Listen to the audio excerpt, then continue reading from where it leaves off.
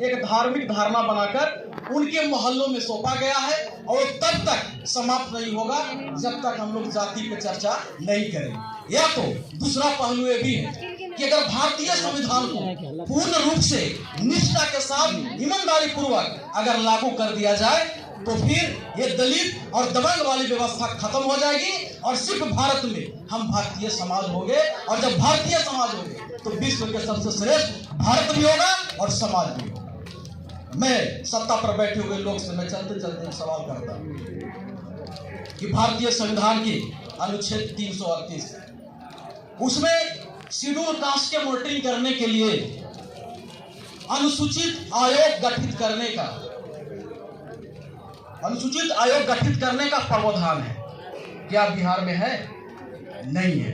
अगर बिहार में नहीं है तो बिहार के अंदर दलितों पर शोषण हो रहा है, उसकी जो योजना में लूट खसोट हो रही है, इसका पुनरीक्षण कौन करेगा?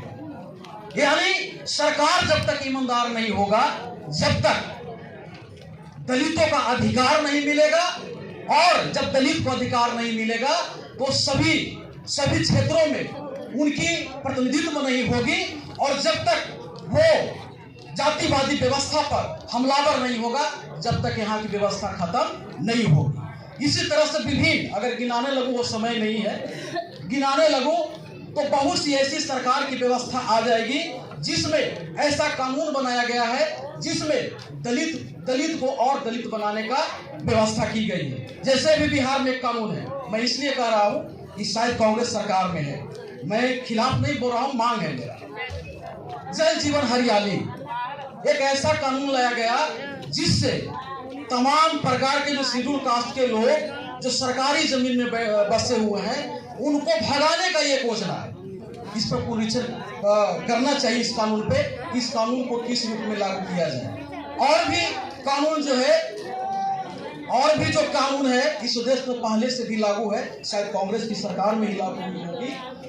सार्वजनिक भूमि अतिक्रमण अधिनियम 1956, इसमें जो सरकारी भूमि पर जो बसे हुए हैं उसको वहां से हटाने का प्रावधान है, लेकिन सरकारी भूमि पर जो दलित बसे हुए हैं उन्हीं को ज्यादा हटाया जाता है। आप बिहार सरकार के तमाम थाना के आंकड़ा निकाल के देख ले तो उस पर जो दबंग लोग बसे हुए हैं उस पर कोई कानूनी कार्रवाई नहीं होता। कानूनी कार्रवाई किस पर होती है? जो दलित बसे हुए हैं उसी पे उस क्षेत्र के दबंग लोग थाना में जाते हैं, कोर्ट में जाते हैं और कहते हैं कि ये तो सार्वजनिक स्थल पर बसा हुआ है, इस मोहल्लों को हटाया जाए। इस कानून में यहाँ के सरकार को दलित को विशेष सुविधा के तहत इसको सुविधा देनी चाहिए। ऐसे बहुत से कानून है, समय अभाव है, पर ये लोग यहाँ बैठे हुए हैं। सभी को भावना को सम्मान करते हुए मैं अपनी वाणी को विराम देता हूँ इस जय घोष के साथ। जय भीम, जय भारत।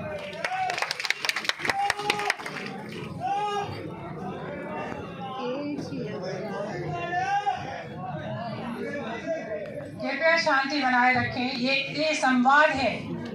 मेरा विनम्र आग्रह है सभी महानुभावों से, कृपया शांति बनाए रखें।